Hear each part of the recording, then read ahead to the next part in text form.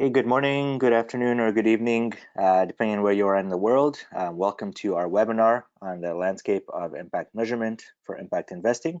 I'm Karim Harji from the Oxford Impact Measurement Program. We're thrilled to see so many of you signed up for this webinar and look forward to an engaging discussion on this topic, which is top of mind for, I know, a lot of you. And since many of you are also now in at home and trying to understand what's out there in terms of this whole evolving landscape. We hope to be able to provide you with some new information around the broader field, reflect on what it means for your practice, and take on some of your questions around your day-to-day, depending on where you situate yourself in the impact investing or impact measurement space.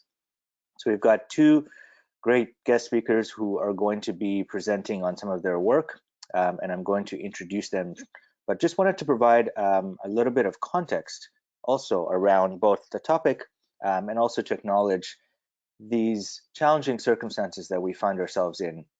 The world has changed in the last month or so for many of us, all over the world, and these questions around what is the current state of the system, how do we think about people's social, environmental, economic situations? How is that going to change over the next few months, weeks, and years? These are all top of mind for many of us. But there's also still a lot of questions around how we're building the next generation of things that maybe will come out of this in a positive way, but also how do we value things differently? How do we value, for example, very practically, health and healthcare and health workers, etc.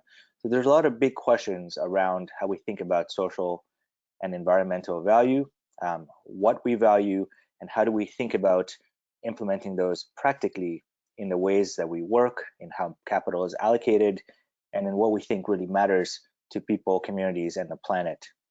We're going to take on a subset of some of those questions through the lens of impact measurement and management, specifically looking at the impact investing industry. As many of you know, the impact investing industry has grown significantly over the last decade. There are now a lot of questions around, we've got a lot of capital flowing in this direction. What about the measurement questions? How do we know that we're making a difference? What does making a difference actually look like from different perspectives? And so today we're going to talk a little bit about some new research that has been commissioned by the GIN just on the state of impact measurement and management. So just on the next slide, I'm going to introduce our speakers, and we'll be starting with some introductory remarks and the overview of the study that the GIN has conducted, which was led by Rachel Bass, who's the Senior Research Manager at the GIN. She's going to take us through the study and the research, which really uncovers some new data points and new evidence on what impact investors are doing around impact measurement. Many of you know that the GIN is the industry association that is working with different investor members across the world. And this is one of the contributions. It's the second edition of this IMM survey. And Rachel's going to take us through what they found in terms of the big trends, questions, issues, progress around impact measurement and management. And then we have Veronica Olazabal from the Rockefeller Foundation, who's the Senior Advisor and Director of Measurement, Evaluation, and Organizational Performance. Veronica has been working in this space of impact measurement and management for a long time, both as an evaluator as well as a field builder in supporting a lot of work, not only in how impact measurement is being defined and thought about for evaluators, but also in terms of practically how can investors harness some of the tools, approaches, etc. from evaluation, but also how we build new capabilities, evidence, and research in the space. And so what we're going to do today, just on the next slide, is to begin with some of the key themes and trends from the survey. And then both Veronica and I will provide some examples, reflections, and resources to translate, again, some of the overall findings into specific examples and implications for evaluators, investors, and field builders. And then we're going to take on some of your questions. We've got a good number of questions that were sent in advance by many of you. We're also happy to take additional ones on, so please send those in the chat box, and we'll pick them up as we go along. And so now I just want to turn it over to Rachel, who's going to give us a quick summary of the overall survey and its findings, and is then going to get into some specific themes. What we've done is to just highlight 5 specific themes and issues that we think are important to discuss, and then we'll provide some initial reactions to that over the next little while, and then in the last third of our webinar, going to pick up on all of your questions. So with that, I'll turn it over to Rachel to take us through the initial set of findings from the research. Great, thank you so much, Kareem. And thanks to all of you on the line for taking an hour out of your day to join us for this really important conversation. I did want to share first just these 5 key trends that have emerged from our research. As Kareem mentioned, this is the 2nd edition of the State of Impact Measurement and Management Practice Survey. And so we see from this research a number of insights on the current state of practice for the market, but also we're able to elevate some trends and changes since the 1st edition was published 2 years ago. These 5 trends include this universal value of impact measurement and management, or IMM. Also seeing that practice, IMM, has grown much more sophisticated as we also see a shift towards integrating impact away from focusing on building consensus and buy-in. IMM, of course, has costs, but also generates value. The 4th trend is that investors are increasingly coalescing around some common tools and frameworks. And lastly, is the market is continuing to grow and evolve, and with that comes greater investor demand for insight into impact performance. I'll walk through each of these 5 trends in a little bit more detail, but first wanted to share with you a little overview of the sample that these insights are coming from.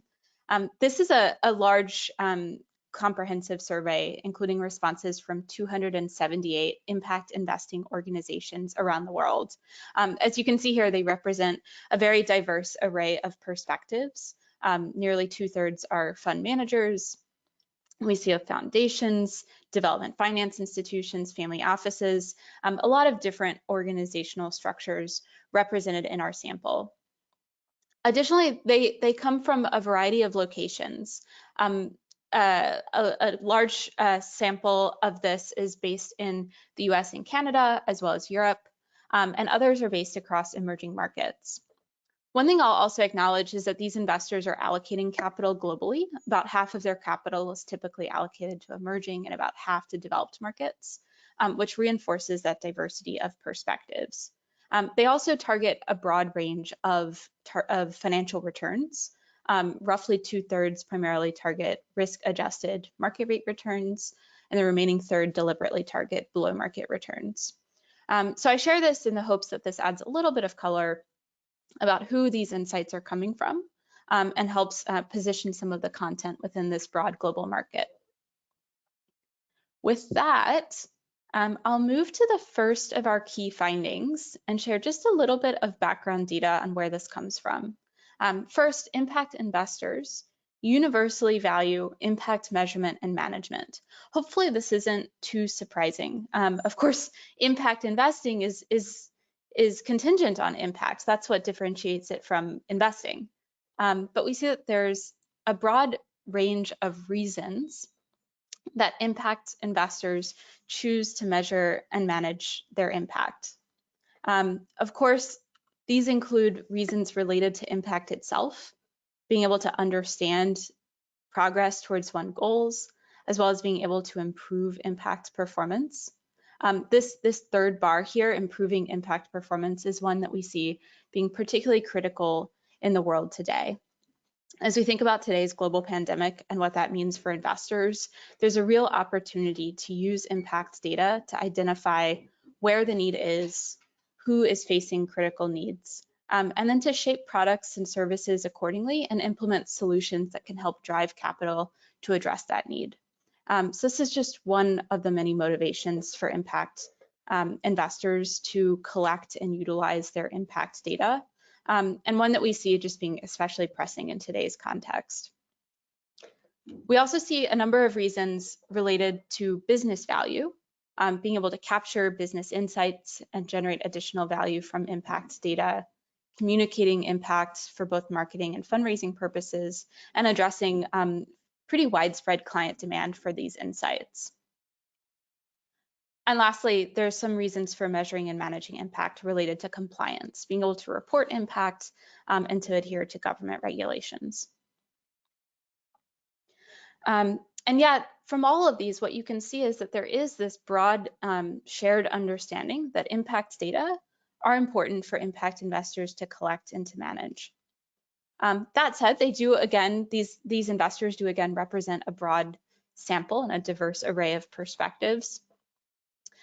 You'll see here that there's a little over a third that primarily target social impact objectives, 7% that primarily target environmental impact objectives, and nearly 6 in 10 respondents target both social and environmental objectives.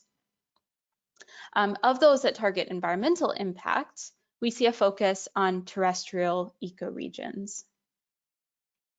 And of those that target primarily social impact, we see a focus on groups that are often quite vulnerable, those same groups that tend to be disproportionately affected by crises like the one facing the world today, which just again reinforces the critical role that impact data plays in the current climate. Among these most commonly targeted social groups are individuals within a given socioeconomic bracket, women and girls, and unemployed. So you'll see that this, along with the variety of target ecoregions, reinforces that diversity of perspectives, and yet also feeds into that shared commitment to impact measurement and management. So I will pause now and pass back to Kareem, who will share a few of his reflections on this takeaway. Thanks, Rachel. And so from this first theme, I think there's a couple of highlights maybe for those of you both that have been on prior webinars where we've talked about this subject, but also who've been monitoring and viewing this evolution of the landscape. Just wanted to highlight a couple of points. I think one is that we're moving beyond thinking about impact measurement and management as simply proving your impact, even though that's particularly important, but also around the process of actively managing towards improving your impact and maximizing impact. And we'll talk more about that later on when we talk about impact management. I think a second highlight is also from Rachel's slide there around the interrelationship and the codependence of social and environmental impact. Increasingly, again, we're seeing investors acknowledge the fact that social and environmental considerations have to be looked at together, even though some investors obviously focus thematically or in specific verticals on one or the other, depending on how they deploy their capital and which regions as well.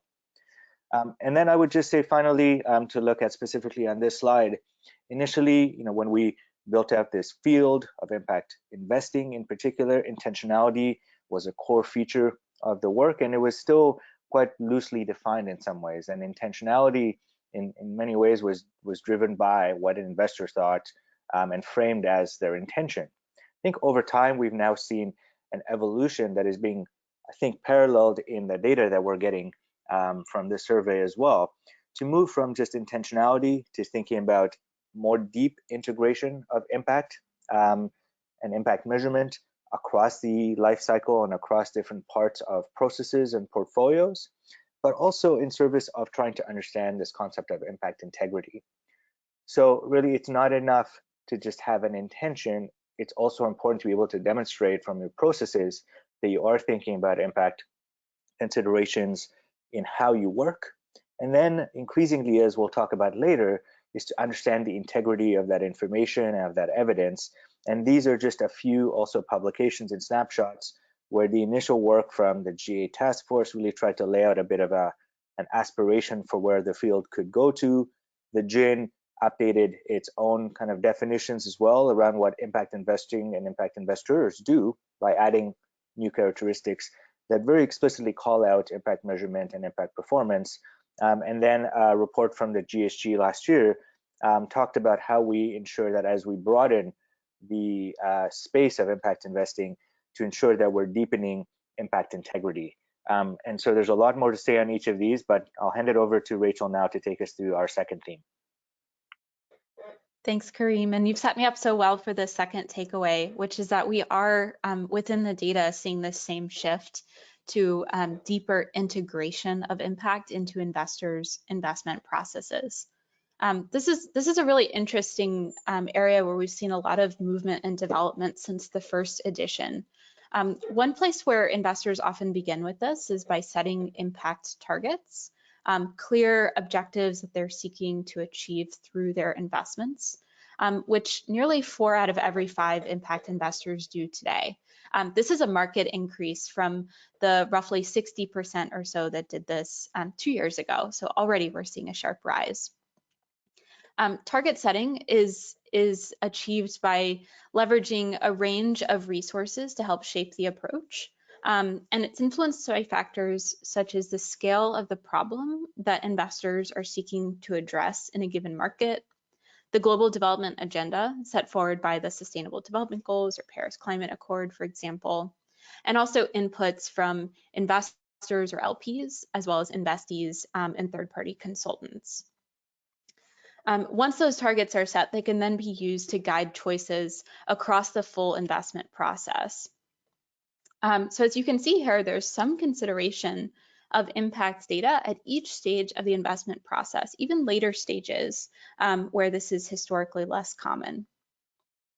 Unsurprisingly, there's a particular focus on using impact data in earlier stages of the investment process, so screening and due diligence. But I also want to call attention to the very first bar here, which is particularly important in today's context. As you'll see, 75% of investors in our sample use impact data significantly when they're looking for the environmental or social needs that they can address best through investment.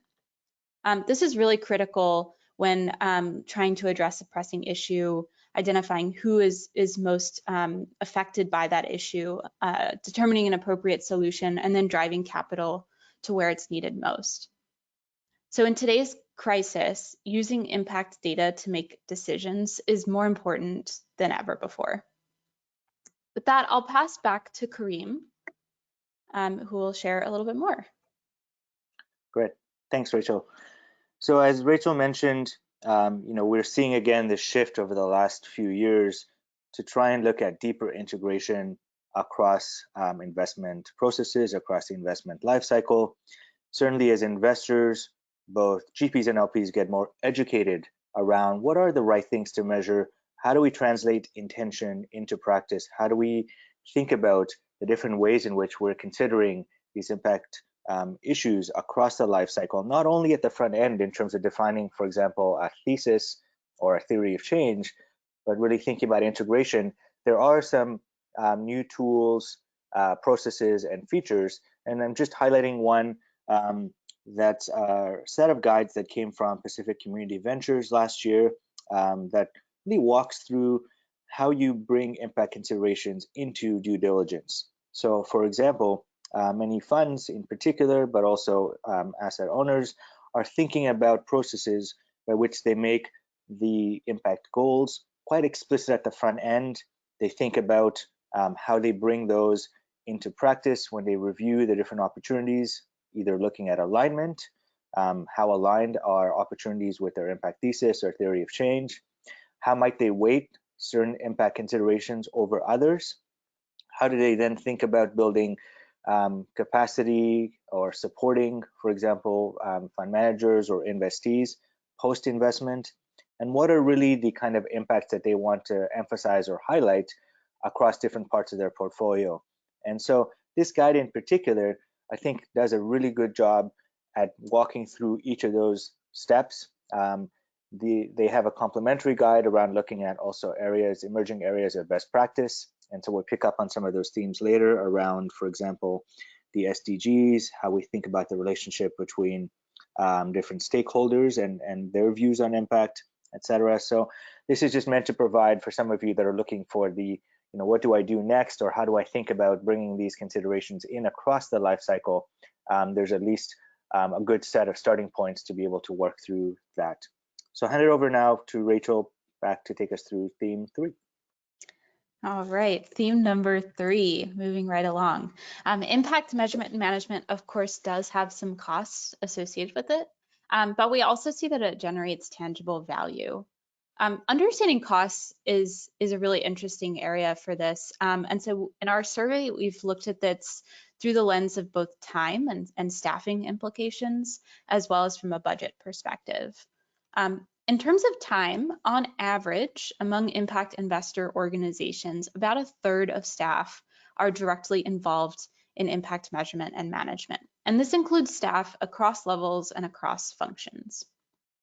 As you'll see on the right, there's certainly a majority of investors that leverage their investment teams to conduct impact measurement and management, which we found was often driven by the belief that this is more effective.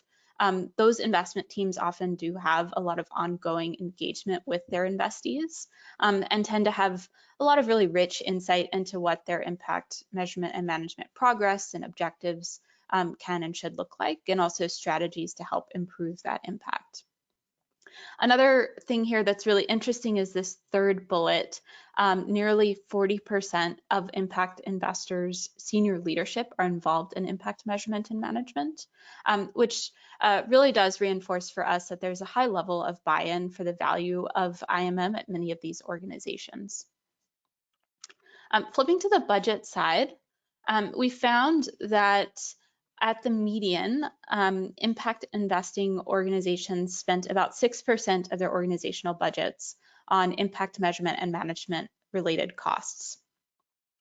These costs are spread across the different phases of impact measurement and management, with a bit of a concentration in data collection and reporting.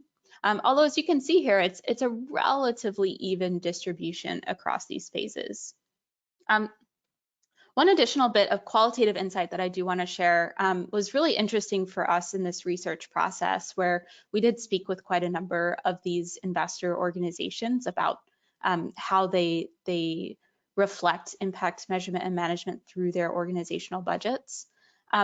And many of them noted that as they've moved towards a really deep integration of impact measurement within their process and their activities, they found it challenging to disaggregate this as a line item from the budget and to disaggregate it from staffing responsibilities. For us, this is actually a really exciting finding because it does show that there's that deeper integration and that impact measurement and management is now, among some organizations, considered a really important, essential element of day-to-day business operations. Of course, these costs also are associated with different types of value. Impact value being one of, as we spoke about a little bit earlier, knowing what impact has occurred and what gaps remain, and also using these insights to strengthen impact management and enhance impact performance.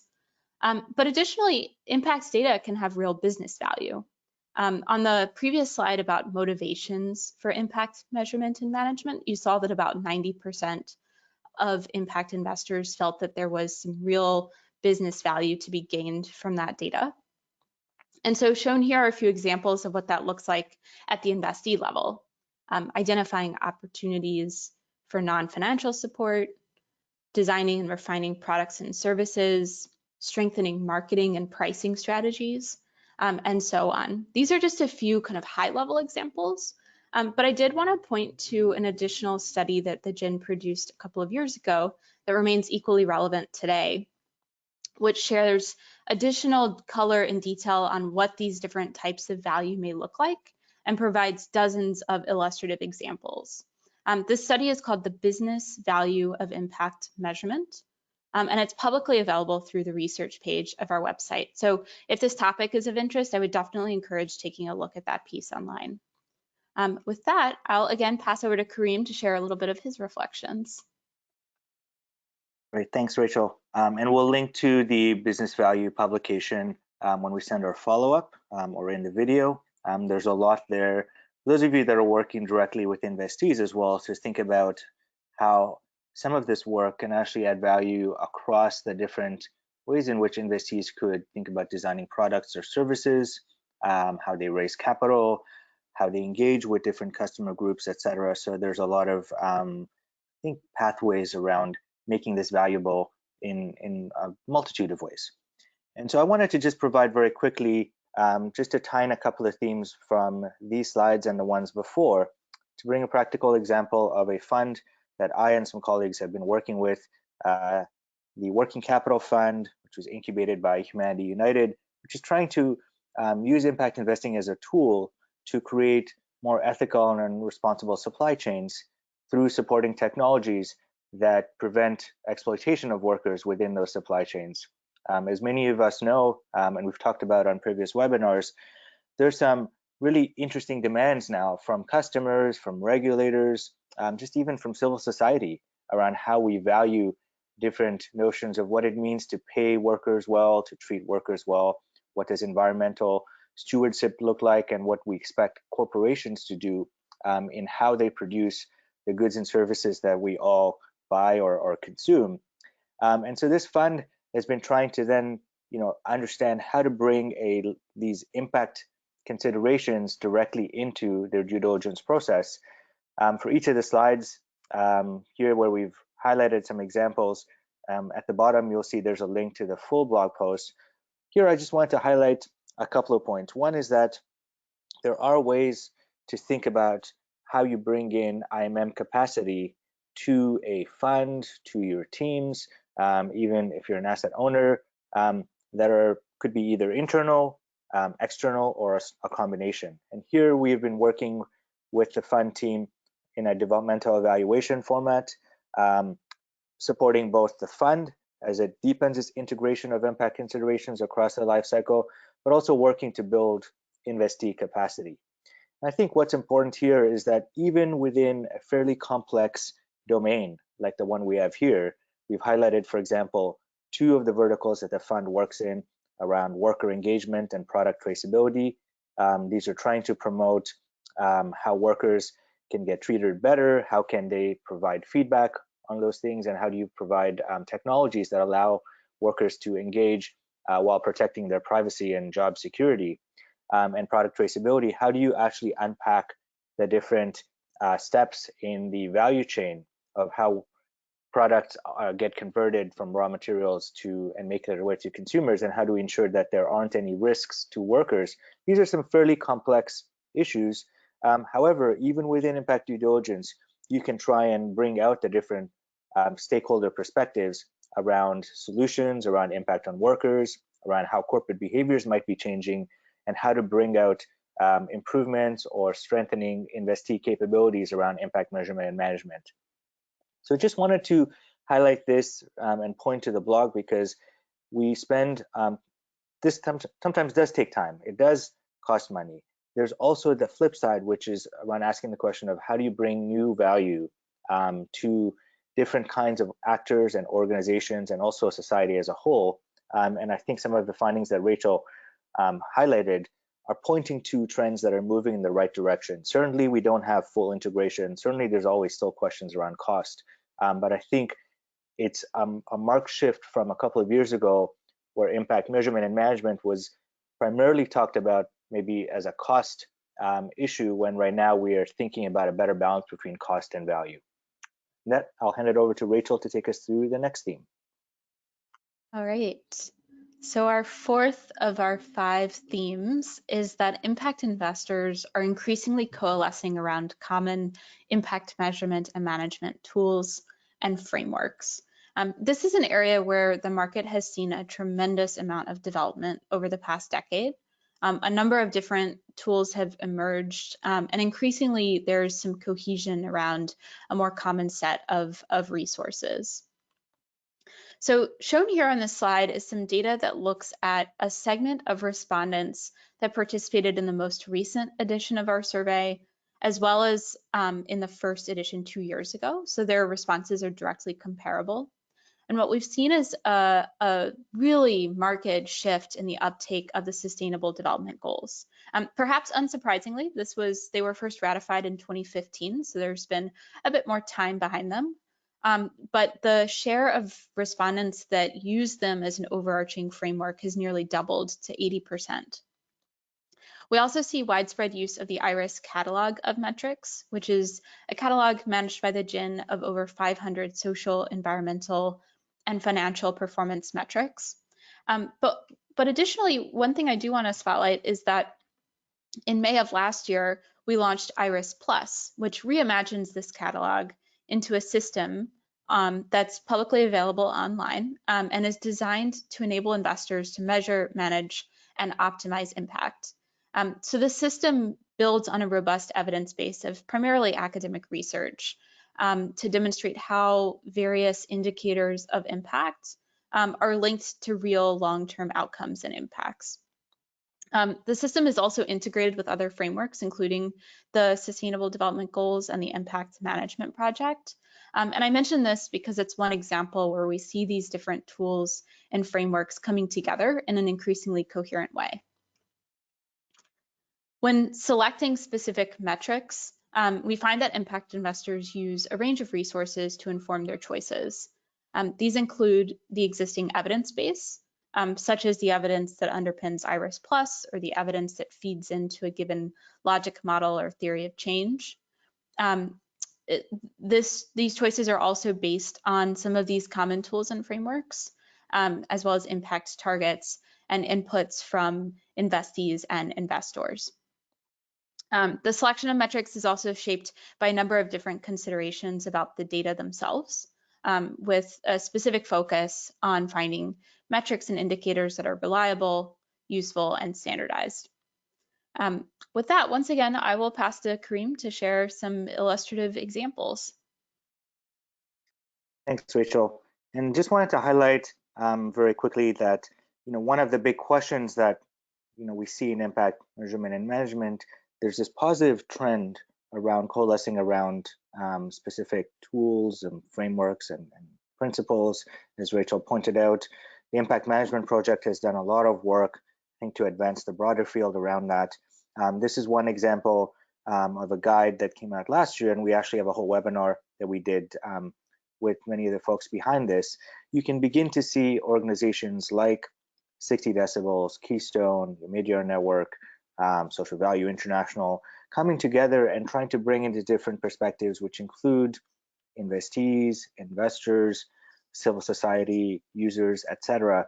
And there's always questions around how you get, for example, user feedback data that combines both qualitative information and quantitative information, something we'll pick up on in our discussion as well. But just to say, for many of you, when you're looking at some of these tools now, also to be able to think about who are the organizations behind them and the extent to which they are aligning with others.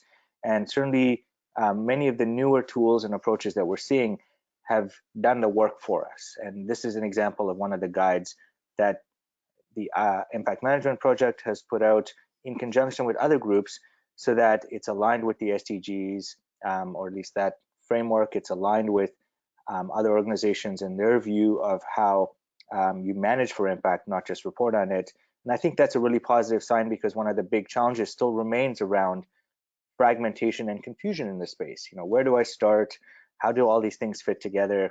And I would just say that the data shows that we're moving and trending in the right direction, though there's still some gaps and issues. And with that, maybe I'll hand over to Rachel to take us through some of those broad themes. Okay, our fifth and final key trend. The impact investing market continues to grow, mature, and develop. And with that comes increasing investor demand for insight into impact performance. One of the questions that we asked investors in the survey is how they perceive the market's development over time. So asking them to reflect a little bit on progress to date, as well as the challenges that remain. And what we found was this perception of pretty significant progress in the availability of information and guidance and tools, all of which are a really important part of getting started. So it suggests that the industry has moved a bit from some of these basics and is now facing a new set of challenges. And specifically, those include a lack of transparency on impact performance, including both targets and results, as well as limited integration of impact and financial management decisions.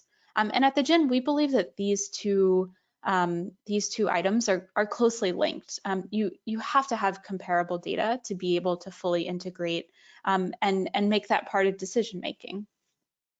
As Kareem was describing, we do also see some ongoing fragmentation in the approaches to impact measurement and management, but we're excited to see these different tools and frameworks are increasingly trying to address this proactively. At the organizational level, we see some of the same trends and themes reflected. There's really two broad categories here. Shown in orange is especially pressing challenges related to understanding and using impact data. There's a noticeable inability to compare one's own impact results with market performance, as well as interpreting data and using that data in decision making. In blue, a slightly lesser challenge overall is a lot of these different areas related to getting started, identifying metrics, growing buy-in, building an impact strategy. Although, as you can see here, collecting quality data continues to be a challenge as well. And then lastly, we asked players across the market what types of resources would be especially helpful for them looking forward. And the most commonly cited was impact benchmarks. Perhaps unsurprisingly, this definitely reflects some of the themes that we saw in the past couple of slides as well around transparency and performance management. This is also an area where the GIN's doing a lot of work, which I'll be happy to speak about later in the Q&A. And with that, I'm going to pass back to Kareem to carry us out. Thanks, Rachel. And so, as Rachel mentioned, we've had some good advances overall as a field in collecting and analyzing data, in making impact management and measurement a priority for pretty much all impact investors, because that is really part of the definition. We still have some questions around benchmarking, comparability, the use of this data to make decisions, and just wanted to highlight, I think, a really good example that comes from the Cal Felicitas Foundation and NPC, where they lay out their overall approach to thinking about many of the issues we discussed. How do you move, from theory of change, different sectors, to then thinking about impact due diligence, to then also trying to actively look at it at a portfolio level, as well as for subsegments of your portfolio. And so I think as we highlight where investors have come to in terms of trying to get clear about their impact theses and theories of change, being able to collect, analyze data, we're now beginning to see a little bit more progress, but still some gaps around portfolio level approaches and trying to think about aggregation and comparability in service of optimizing portfolios for impact and not just for financial returns, or at least being able to understand more clearly the relationship between them. That also implies that we have to pay more attention to issues of impact risk, and it's something IMP and others have also helped us advance over the last few years. And so just wanted to highlight this publication because I think it provides a really good set of tools and starting points for those of you that have questions around portfolio level approaches and how to think about these issues of impact risk and impact management. So we've covered a lot of ground. Rachel's done a really great overview of some of the findings, and you can begin to see some of the implications for what it means in practice. Now we want to hand it over to Veronica to just give us some initial reflections, talk about the Rockefeller Foundation's own field building efforts and work in this area. Veronica has been spending a lot of time over the last few years thinking about how to build up evidence, capabilities, better practice, and also think about where the next generation of all this work goes. So we're going to give her some time to reflect on some of these themes, and by starting out by also just reflecting on what does she get asked around these questions, and how does she respond to and reflect on some of the themes that we've just discussed. So Veronica, over to you. Thanks, Karim, and hello, everyone. And as many of you know, the Rockefeller Foundation has had a long history in the impact investing space, both as a field builder and as an investor. And because of that, we typically get many of the same questions, which is, as Karim mentioned, how what are the impact measurement and management must-haves.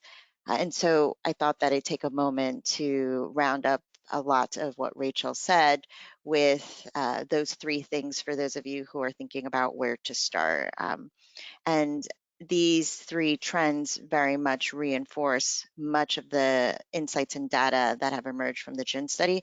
So that's nice to see that the practitioner perspective is reinforced by the actual evidence. And so the three things are, number one, as Rachel mentioned, the adoption of impact management. And when we say impact management, there's a couple of questions that have come in. We are speaking both as a philosophy of managing impact alongside managing financial performance, as well as very concretely an approach that can be laid out, that can be approached from various different ways. And I'll lay out the Rockefeller Foundation's approach to it in the next slide. The second piece that I think has been alluded to is the shift between outputs to outcomes. And that's a trend that is very much embodied in the evolution of IRIS Plus, which, as many of you who have been in the space for some time know, that IRIS started as a catalog of metrics, mostly at the output level, and today has matured into the end-to-end system that offers much of the guidance and the tools that are needed throughout the impact management lifecycle. And I'll take a moment to also say that many of the practices and tools, including how we define outputs, outcomes, and impact, are common practice, commonly known in the more traditional government finance development assistance perspective that is usually characterized as monitoring and evaluation for those of you in the M&E space. And so that is not new, but what is new is this embedding of those practices into the investment decision-making lifecycle. And the third piece, which was also alluded to, is the SDGs, the alignment to the SDGs. One of the challenges that, as you probably are experiencing in your work, and also trying to make heads or tails of which of the frameworks, which of the tools, and which of the approaches should be used, is the question around, well, what is the framework that I should be using? And there isn't an easy answer to that, but the SDGs, which are the United Nations Sustainable Development Goals, as many of you know, allows us to think about our approach in a little bit of a standard way, so that when I'm speaking to another investor or you're speaking to your stakeholders, investees, companies, there is a common taxonomy that feels as if you're speaking about apples to apples, when in reality, we're all running around speaking about apples and bananas. And so the SDGs gives us that codified common taxonomy. So if we can move to the next slide quickly. This is one example that I wanted to share, because when we really think about impact management and the impact management project that was alluded to earlier, we're talking about one very specific tool that I think is very useful to all of you in terms of where to start. And so that tool is the 5 dimensions of impact. Impact is actually quite multidimensional. There isn't one impact indicator that can tell you many things. It's actually many different dimensions. And the 5 dimensions that the IMP has been leading really codifies that in a way that's really helpful. And so this is one example of the Rockefeller Foundation's breakdown of what those dimensions are to one of our investees, Leapfrog, that many of you probably know. And as you can see, the dimensions are on the left side. The impact frame, in terms of how we are constructing the impact to address the question, is in the middle, and that results into the concrete indicators that can then be integrated into many of your own processes and systems. We tend to talk about the prioritization of indicators because too many indicators is not useful to anyone. And so this is a tool that we use to prioritize what those indicators are and to have conversations with our investees around the trade-offs and the cost associated to actually getting those indicators. Next slide. So when we talk really concretely about integrating impact management into our investment life cycle, that can mean many things for many people. For the Rockefeller Foundation, what we've done is we've actually mapped out our investment life cycle, and we've mapped out all the various different impact management types of activities that go in those particular that are tied to those particular points in time. And as there's a couple of things here that I want to call attention to is, number one, you can never start too early.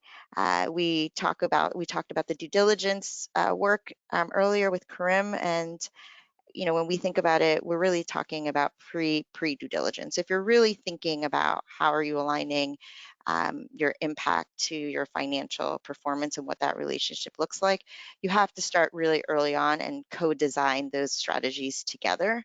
And so for example, our conversations start right at the pipeline development phase, and then goes throughout the various different points of conversation and negotiation that has to happen. And you can see those are steps 1, 2, 3. And then when we get to step 4, that's when we really are actually doing the work, really adaptively managing to the data and the information that's being generated through our various investees. And then we get to a conversation that is one of the trending topics right now in this work, which is impact assurance, and that we can spend a little bit of time talking about that. The last thing that I'll say here is that we focus at the deal level because that feels most concrete. I know that there are questions about portfolio level management and analysis. We've started at the deal level because we need the information to rise to some type of aggregate level. And if you don't have that bottoms up approach, you actually don't have any data. And finally, there, as Rachel alluded to earlier, there are various different people that are involved in this work. I think getting clarity on the roles of who's actually doing the top bar, for example, and then who is actually doing the various negotiations at the investment lifecycle is really important because what's something that we've observed is that impact management can be so many things to so many people, and in order to do it, you really have to codify and be really explicit about roles and responsibilities.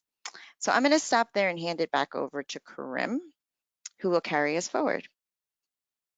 Great, thanks, Veronica, and appreciate, I think, both the overview as well as the specifics on how the foundation itself is thinking about these issues, and we can also in the follow-up provide some links to other publications and work that you've done that would be helpful for others as they think about and reflect on some of the themes you highlighted. So we've already got a ton of questions that have come in, and so we'll try and get through as many of these in our remaining time. Do want to pick up on a couple to start with to get us kicked off. So maybe I'll pose the first question to you, Veronica, which comes from Christo, who's one of our alumni. So he's asking that in the current business climate, there's been a shift away from this growth at all means model towards thinking about maybe sustained financial resiliency, some of these concepts that might incorporate social, environmental, cultural considerations, for portfolio companies as well as across portfolios. So when we think about the role of impact measurement and metrics, just when we think about what broader society, businesses, et cetera, are shifting towards, what are some of the implications perhaps for some of the themes and IMM practice that we've talked about earlier? Sure. In brief, I hear a couple of different things. One of them is that I touched upon earlier is the portfolio versus company level, and what are those implications? And I would say that really thinking about, well, let me start with, at the Rockefeller Foundation, we think about our theory of change at that very high level portfolio level, and then we measure at the very very tangible company level. Partially it's because you have more control at that level, and At the portfolio level, you sometimes end up thinking about apples to bananas, as I talked about, and it makes it really difficult to actually make decisions at that level. And so I would say very much start at that portfolio level. And then the other piece is, you know, timing is really important. And as we start to think about some of these broader shifts that are happening in the world, issues and questions around resilience has come up, we start to think about the fact that there are these long-term measures of success, and then there's these shorter-term measures of success. And being really clear about what those measures are is important, because at one level, you have to be able to say something about progress now and at the end of the year, or quarterly, or whatever that the cadence is for you. And then but at the end of the day, change happens really slow. You want to be able to ensure that you're being, you have that impact integrity mentality and are following the story across a longer period of time to really ensure that you are, in fact, managing both the positives and the negative impacts that might result from that work. Great, thanks. I think some good themes and reminders there. So just moving us along, this is a question for Rachel from Tancredi, who's in one of our other programs, or I think is about to enter one of our programs. So he looked at the full report and has highlighted a specific chart around reasons for measuring and managing impact, where he said, looking at the chart, seems that IMM tends to lose its importance when coming to marketing or showing results to those that are providing funding to clients or governments, and so that it perhaps seems counterintuitive. So maybe just, Rachel, if you could help to provide a bit more context around both those numbers, and also around, you know, what specifically it may imply around how investors respond to these questions around why they measure and why they manage for impact. Sure. Thanks. Thanks, Kareem, and to whomever posed the question. This chart, I believe, was one of the first ones in the slide deck as well, looking at the different motivations for impact measurement and management. And as I mentioned, one of the most top line takeaways from that is that there's this real commitment to measuring impact, to understand impact, and to improve impact. And that's in many ways a really exciting finding. It shows that real commitment to genuinely creating impact through investment. Reporting to stakeholders was slightly lower, but actually in the report, we found that 99% of respondents do report their impact in some way or another. The remaining 1% all acknowledge that they are working on it. So happy to share that as well. And the reporting can take a lot of different structures. There's public reporting, there's integrating this into annual reports as well as standalone impact reports. There's reporting specifically to specific stakeholders, so donors or investors are among the more common. And there's also sharing impacts reports with one's own staff. So it takes a lot of different forms. A little bit lesser was reporting to adhere to government regulations. And this is simply just a reflection that many governments don't currently require such reporting. So there's less uptake there because there's less incentive. But that said, our takeaway is actually that the focus on impact measurement for the objectives of understanding and improving impact is really inspiring to see. Great, thanks, Rachel. This is a question for Veronica, and comes from Kenny, who asked around, do we know about any specific standards or frameworks to guide impact assurance or verification, and how could we further improve on some of the consistency in approaches and transparency challenges? I think this whole movement around impact assurance or verification has come up on the radar more recently for impact investors. So maybe help situate some of this. You hosted an event a few weeks ago at the foundation precisely on this topic, and also maybe just speak briefly around the role of the IFC's principles in helping to drive some of that, Veronica. Sure. So if you haven't seen the webinar that Karim just mentioned, please do reach out to us. It's recorded and it's available for everyone. As mentioned, impact assurance is a bit of a hot theme these days. And part of it is because it's driven, I think, by the IFC's led Operating Principles for Impact Management, which has a principle number 9 around independent verification. And so please do feel free to go to the IFC's website and seek guidance around what that is. It's very much a process that articulates impact management and codifies it in a very large way. But separate from that, there are several approaches and methodologies that are out there. The Tideline Skyline, which is the one that we talked about a couple of weeks ago. SVT, Social Venture Technology, also has an approach.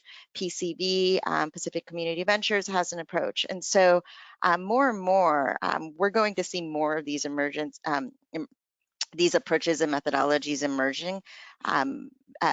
And I think this is also driven by the maturity of the space and as Rachel mentioned earlier, the sophistication of the market at this moment in time in thinking beyond proving impact, as Karim mentioned, to one in which it's a more holistic impact integrity approach. Great. Yeah, and as Veronica mentioned, there's going to be a lot more coming out around this topic. So again, moving in sophistication beyond just self-reporting and disclosure, really thinking about how we make judgments and on what basis, and what are the rules or different kinds of validation, including how those that are the most affected are providing judgments, not just those that are commissioning or funding this work. So moving us right along, let's try and pick up a couple more before we wrap up. So Rachel, maybe next question to you. If you can elaborate on some of the themes you mentioned earlier around impact benchmarking, performance, fragmentation. So again, this comes from Kenny. He mentioned that perhaps there's not as much progress from the last survey, but I think as both you and Veronica alluded to, there's at least certainly on verification and assurance, more emphasis. We're seeing much more around impact management. Maybe talk a little bit about impact benchmarking, because this is a theme that comes up often, and the GIN has done some work on this. Yeah, thanks, Karim and Kenny. So on this front, I would love to just highlight a couple of things that the GIN is currently working on. As I mentioned, we have the shift from the IRIS catalog to the IRIS Plus system, which represents a really important starting point for a lot of this. In moving to a system, we have enabled investors to standardize not only the way that they calculate and report certain metrics, but also which metrics are viewed as critical for a given impact strategy. This is in many regards a first step towards enabling benchmarking and broader comparisons. Without investors using the same data, we really can't make those kinds of comparisons. Building on that, the GIN's research function has then begun to assess what those results actually look like. So we published the first edition of this research in the fall of last year. It's called Evaluating Impact Performance, and we looked at impact results in two sectors, clean energy access and housing, and additionally produced a little bit of a meta-analysis of what the process of this research was like, which uncovered for us a tremendous appetite for more. We're currently in the data collection phase for a second installment, which will look at agriculture and financial inclusion investments. If anyone's interested in participating, we're still open for data collection, so absolutely reach out. And all of this is meant to help elevate some insight into what results look like and how they vary by different factors. That's, again, kind of a second step, building on the IRIS Plus developments towards benchmarks and ratings and other tools and resources the GIN is committed to helping drive the development of in the next few years.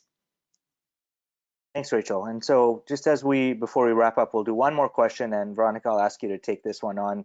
And the question was around, qualitative data that provides important context is just as important and maybe even more important sometimes than some of the quantitative data. So maybe just reflecting on that, how are you seeing the shifts and in your own work around this combination of qualitative and quantitative information for impact investors?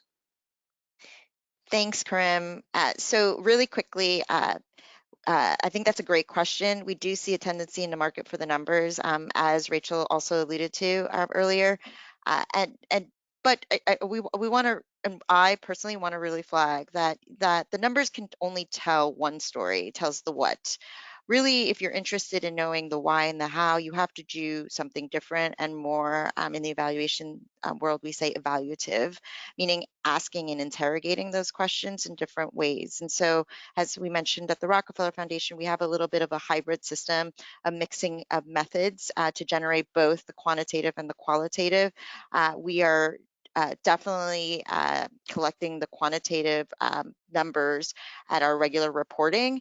And then at the end of at about 3-year mark, we do commission an impact assurance or impact validation verification type of study to tell us more about the how and the why. And then in the between time, we're continuously using our regular reporting to ask questions. And while the drawback is that it is self-reported, it's a good way to get some of the qualitative insights.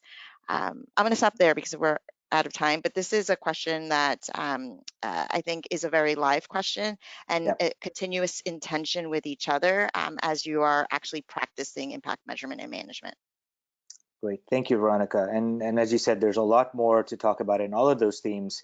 We are at time, so I'm going to wrap us up. I do want to say, though, that we've got a lot more questions that have just come in, and we want to find a way to respond to them. So I think what we'll try and do is, as we send out the recording in the next week or so, just as we move out onto the last slide, we'll send the recording.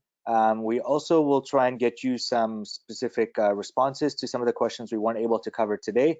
I'd encourage you also to reach out to Annabelle, whose email is on the screen. She will help you get onto our monthly newsletter and will respond to some of your questions there too. We're also really keen to hear from you around what are other topics that we should be running for these kinds of webinars.